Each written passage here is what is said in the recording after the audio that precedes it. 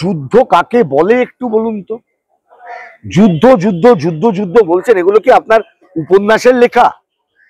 War is defined, আন্তর্জাতিক আইনে war শব্দটা ডিফাইন করা আছে, এর ডেফিনেশন আছে। আমরা ভাবছি এটা এরকম করে মিসাইল চলে গেল মানে যুদ্ধ হয়ে গেল। আক্রমণ হলো, উল্টো দিক থেকে গেলো, প্রতি আক্রমণ হলো, এটা কি ওয়ার? যুদ্ধ? সংঘাত, অবশ্যই সংঘাত। তাহলে সংঘাত যদি হয়, তাহলে সেই সংঘাতের মধ্যে কি কি মেথড আছে, সংঘাত কমানোর মেথড কি কি আছে? আলাপ আলোচনা, কথা বলা, কনভিন্স করা, ডায়ালগ, ডিবেট, ডিসকাশন, আন্তর্জাতিক কমিটি অফ নেশনস তাদের সাথে কথা বলা, সেই কমিটি অফ নেশনস এর কথা অনুযায়ী কাজ করবার চেষ্টা করা। এগুলো খুব সাধারণভাবে আমরা যখন আন্তর্জাতিক আইন পড়েছি তখনই পড়েছি। এর জন্য বিরাট তাত্ত্বিক হতে হবে না। আন্তর্জাতিক আইনের প্রথম কয়েকটা চ্যাপ্টারের মধ্যে এগুলো ছিল। ওয়ার কাকে বলে, ওয়ার সিচুয়েশন কখন তৈরি হয়, দুটো রাষ্ট্রের মধ্যে সংঘাত হলে কি করতে হবে। তো বামপন্থী কোনো নেতা যদি বলে থাকেন আলাপ আলোচনা করার দরকার, তিনি কি কোনো ভুল বলেছেন? দ্বিতীয় কথা হচ্ছে, পাকিস্তানের থাকা জঙ্গি ঘাঁটি দমনের প্রশ্নে পাকিস্তানের যে ভূমিকা, সেই ভূমিকা কি আপনি সমর্থন করেন? করেন না তো। পাকিস্তানের সরকারের ভূমিকাকে সমর্থন করেন না।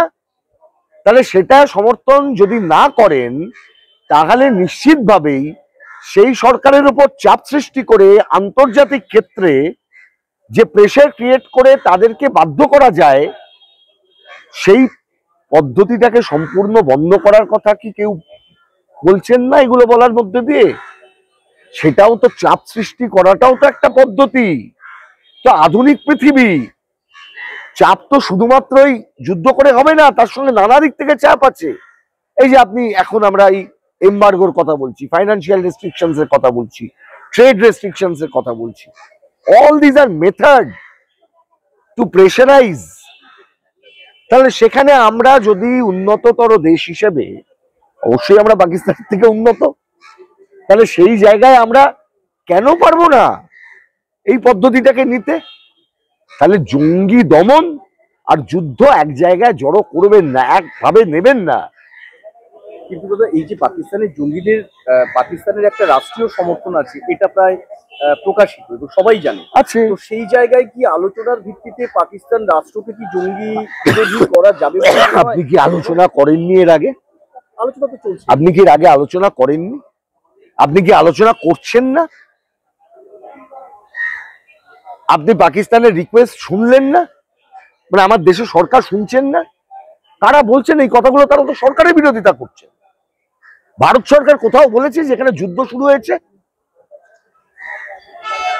তাহলে দাদা, বামপন্থীরা এখন তাহলে যুদ্ধের বিরোধিতা করছেন, কিন্তু প্রত্যাঘাত বা আক্রমণের প্রতি আমি আবার বললাম, যুদ্ধ জিগিরের বিরোধিতা, যুদ্ধ এখনো শুরু হয়নি, যুদ্ধ জিগিরের বিরোধিতা অবশ্যই করতে হবে। যে কোনো প্রসেসের মধ্যে আপনাকে সুস্থ স্বাভাবিক লোকের চিন্তা হবে একটা সমস্যার সমাধান করা যেখানে ক্ষতির পরিমাণ সবচেয়ে কম হয়। তাহলে দাদা, এই যে জঙ্গিরা কি প্রত্যেকবার আক্রমণ করে যাবে প্রথমে, আর আমরা তার? কে বলেছে? কে বলেছে আপনাকে? কে বলেছে প্রতি আক্রমণ করতে? কে মানে কথা তো এলো কোথা থেকে? আপনি বিভিন্ন ঘটনা থেকে কতটা শিখলেন আপনি সেটা দেখবেন না। আমি পুলওয়ামাতে কি শিখলাম, আমি আজকে পেহেলগামে তার প্রয়োগ করতে পারলাম না কেন?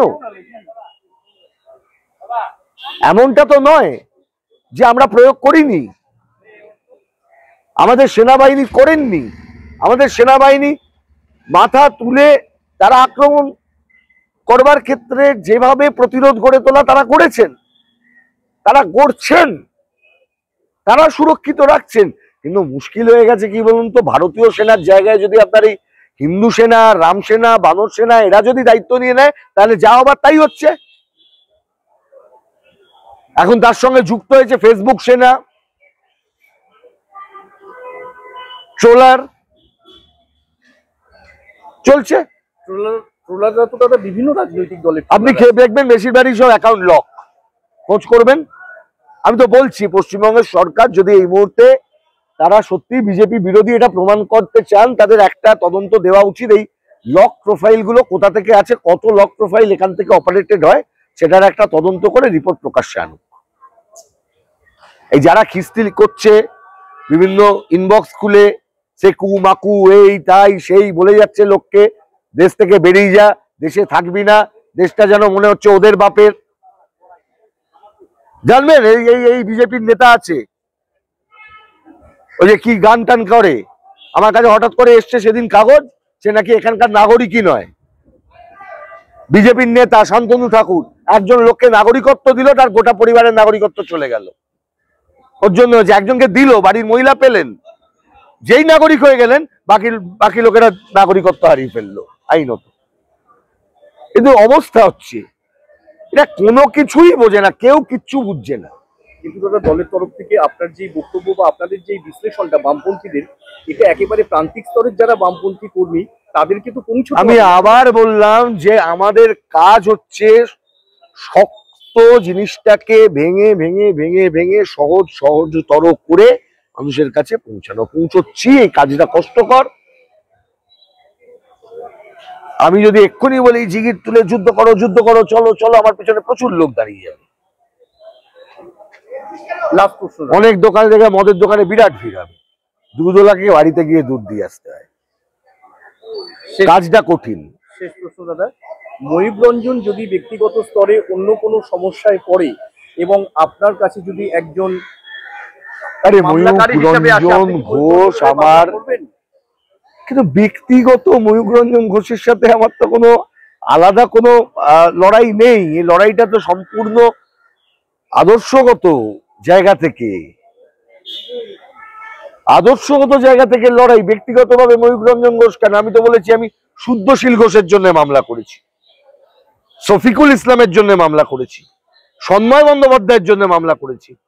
শফিকুল ইসলাম যখন আরামবাগের জেলে ছিলেন তখন আরামবাগ কোর্টে গিয়ে আমরা মামলা করেছি, সন্ময় বাবুর জন্য মামলা করেছি, শুদ্ধশীলের জন্য কিছুদিন আগে মামলা করেছি, রোজিনার জন্য মামলা করেছি। আবার একইভাবে উল্টো দিক থেকে বাকিরা যারা অন্যদের দিক থেকে আক্রান্ত হচ্ছে তাদের জন্য মামলা করেছি, কিন্তু তাদের জন্য মামলা করব না যিনি আমার সংবিধানকে সম্পূর্ণভাবে উচ্ছেদ করবার জন্য সংবিধানের বেসিক স্ট্রাকচারকে অল্টার করবার কথা বলবেন এমন কোনো ব্যক্তির হয়ে সেই ইস্যুতে আমি কোনো মামলা করব না। দাদা 2026-এ সব্যসাচী চ্যাটার্জিকে কোনো কেন্দ্রে প্রতিনিধিত্ব করতে কি আমরা দেখব? এটা 2025 সাল, সবে মে মাস, প্রচন্ড গরম, নির্বাচন অনেক দূরে আছে, ফলে নির্বাচনের কথা পরে ভাবা যাবে। ধন্যবাদ।